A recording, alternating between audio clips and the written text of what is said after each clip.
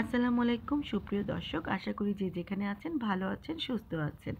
আজকে দেখাবো একদম তেল ছাড়া একটা মজার টক ঝাল মিষ্টি আমের আচার। আর এই আচারটা কিভাবে 1 বছর পর্যন্ত সংরক্ষণ করতে পারেন সেটার টিপস। চলুন দেখে নিই এই মজার আচারটি আমি কিভাবে তৈরি করছি। এই আচারটি তৈরি করার জন্য আমি প্রায় 1 কেজি পরিমাণ আম নিয়েছি।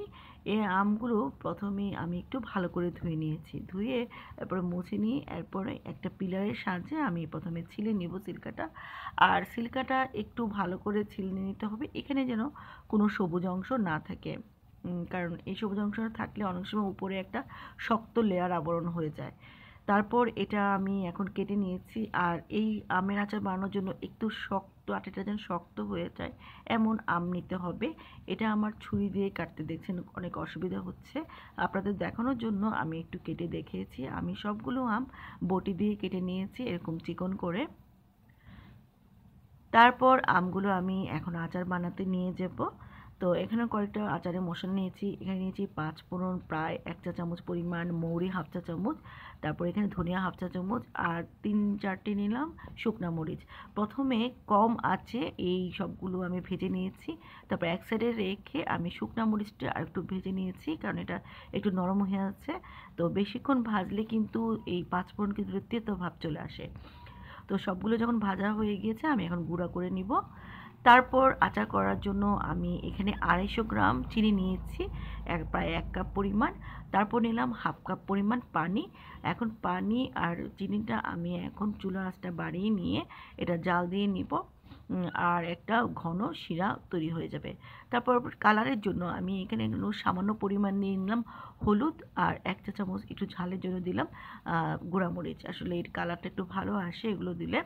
আর দিলাম একটা তেজপাতা। এখন চুলার আঁচটা বাড়িয়ে রেখে আমি এটা জাল দিতে থাকবো যতক্ষণ না মানে যে পানিটা এক্সট্রা সেটা যেন শুকিয়ে না যায়।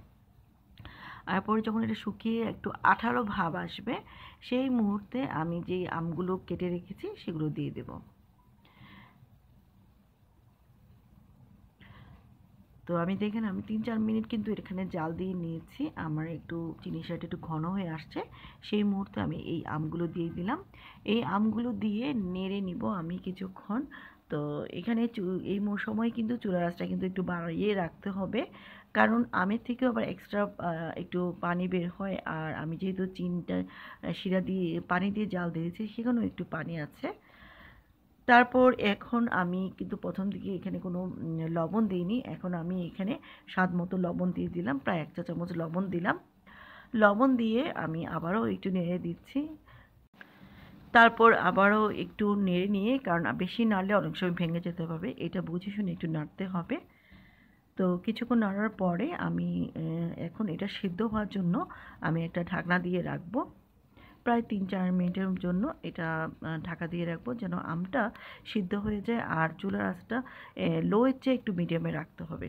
তো কিছুক্ষণ পরে 2-3 মিনিট পরে, মানে 4-5 মিনিট পরে দেখলাম যে আসলে আমের থেকেও কিন্তু প্রচুর পানি উঠেছে। তার মানে আমটা প্রায় সিদ্ধ হয়ে আসছে। এই যে দেখেন আমি একটু দেখাচ্ছি।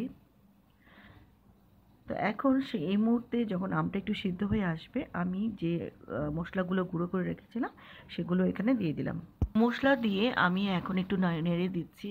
আর এখানে দেখতেই পাচ্ছেন আমি যে চিনি শিরাটা দিয়েছি সেটা কিন্তু ঘন হয়ে আসছে।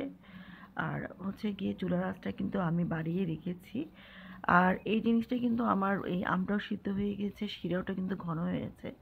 যখন শিরাটা একটু আঠালো ভাব আসবে তখন বুঝবো যে আমার এই আমের আচারটা রেডি। কারণ এটা ঠান্ডা হয়ে যাওয়ার পরে একদমই আরও শক্ত হয়ে যাবে। আর তখন আমের সাথে এই চিনি শিরাটা একটু লেগে থাকবে। তো এই মুহূর্তে আমি এখানে মানে প্রায় অনেক দিন সংরক্ষণ করে রাখার জন্য আমি এখানে 1 টেবিল চামচ পরিমাণ দিয়ে দিলাম সিরকা। এই সিরকা দিলে কিন্তু এটা অনেক দিন রেখে এটা খাওয়া যাবে। তো সিরকা দিয়েও আবারও 1-2 মিনিট নেড়ে এরপরে হচ্ছে গিয়ে আমি কিন্তু এই চুলাটা বন্ধ করে দেব। আর লবণটা একটু চেক করে নেবেন। আর আমগুলো দেখেন কত সুন্দরভাবে এটা একদম সিদ্ধ হয়েছে পারফেক্টভাবে। তো এটা রেডি হয়ে গেল। এখন আমি চুলাটা বন্ধ করে আমি একটা প্লেটে নিয়ে নেব। আশা করি আজকের এই মজার রেসিপিটি অবশ্যই ভালো লেগেছে। আমি তো বলবো একবার হলেও আপনারা এই আমের রেসিপিটি তৈরি করবেন। সবাই ভালো থাকবেন। আল্লাহ হাফেজ।